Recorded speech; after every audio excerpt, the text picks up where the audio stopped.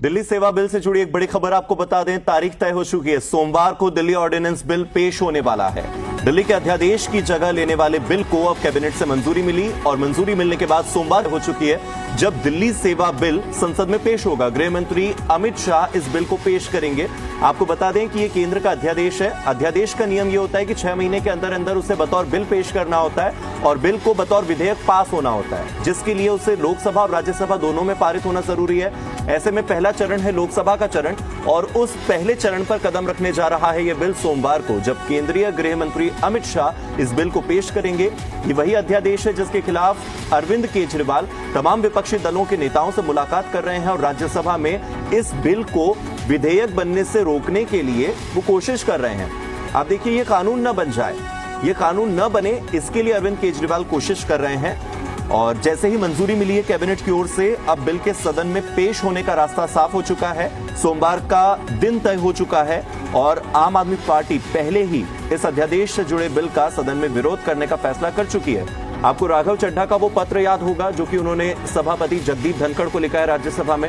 वो कह रहे हैं कि यह गैर कानूनी और असंवैधानिक ऑर्डिनेंस बिल है जिसे नहीं लाया जाना चाहिए। तो ऐसे में दिल्ली सेवा बिल अब पेश होने के लिए तैयार और पेश होने का रास्ता बिल्कुल साफ। सोमवार का दिन तय जब इस बिल को गृह मंत्री अमित शाह पेश करने जाएंगे। सुप्रीम कोर्ट की ओर से दिल्ली सरकार के पक्ष में फैसला आया था, जिसके बाद दिल्ली के जितने भी अधिकारी हैं उनके ट्रांसफर और पोस्टिंग का अधिकार दिल्ली सरकार को दे दिया गया था।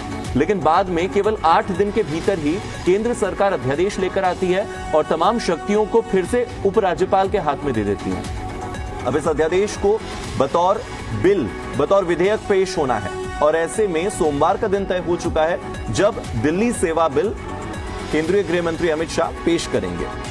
आपको बता दें कि इस अध्यादेश में बहुत सारी ऐसी चीजें हैं जो कि दिल्ली सरकार की शक्तियों को कम करती है और बहुत सारी ऐसी चीजें हैं जो कि केंद्र सरकार की पावर में इजाफा करती हैं। और यही चीज अरविंद केजरीवाल सरकार को रास नहीं आ रही है, जिस वजह से अब अनुशासनात्मक कार्रवाई की बात करें, अधिकारियों के खिलाफ कोई भी एक्शन लेने की बात करें, किसी भी अधिकारी के ट्रांसफर की बात करें एक विभाग से दूसरे विभाग में, या फिर उनकी कहां पोस्टिंग होनी है, तमाम तरह के अधिकार अब अरविंद केजरीवाल सरकार के हाथ में, आम आदमी पार्टी की सरकार में नहीं है।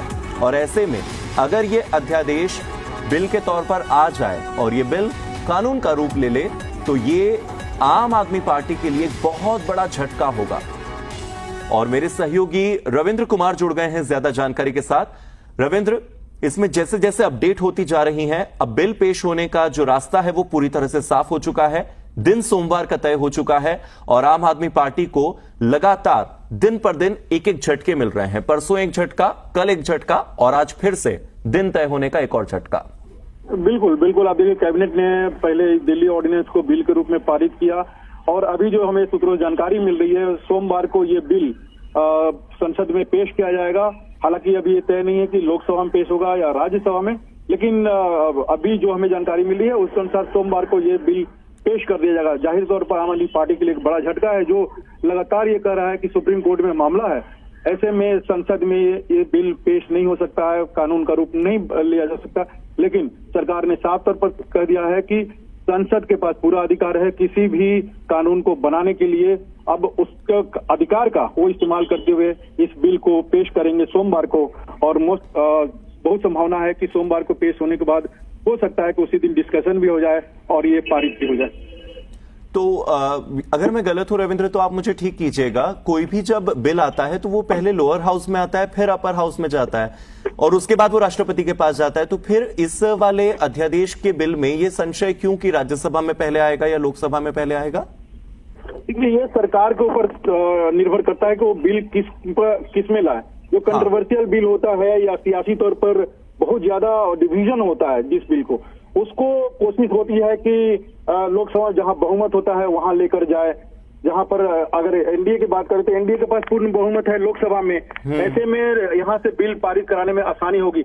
हालांकि कयास ये भी लग रहे थे कि राज्यसभा में इस बिल को लाकर आम आदमी पार्टी जो एक लामबंदी कर रहे थे कांग्रेस से लेकर बीआरएस और दूसरे विपक्षी दलों को, तो कहीं ना कहीं वहां पर डिवीजन देखने को मिले या कौन कौन दल एक साथ है ऑर्डिनेंस में, जिससे कि सरकार ये कहने का कोशिश करेगी कि दिल्ली के लिए बेहतरी के लिए हमने एक बिल लाया और उसका विरोध कांग्रेस सहित तमाम विरोधी दल कर रहे हैं, और जब डिवीजन होगा तो ये और स्पष्ट हो जाएगा। रविंद्र, ये बिल जो है ये तो केवल राज्यसभा में ही कसौटी पर कसा जाएगा, क्योंकि लोकसभा का नंबर गेम तो कहता है कि इसको पास कराना सरकार के लिए कोई बहुत बड़ी बात नहीं है। लोकसभा में तो वैसे ही बीजेपी और एनडीए जो है पूरा का पूरा समूह जो है वो काफी बहुतायत में है और उनका बहुमत पहले से है।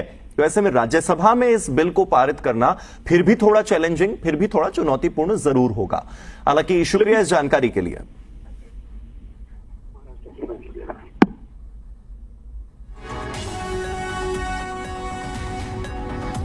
तो देखिए, दिल्ली ऑर्डिनेंस बिल को लेकर ये एक बड़ी अपडेट सामने आई है। सोमवार का दिन तय हो चुका है। सोमवार को संसद में केंद्रीय गृह मंत्री अमित शाह दिल्ली सेवा बिल को पेश करेंगे।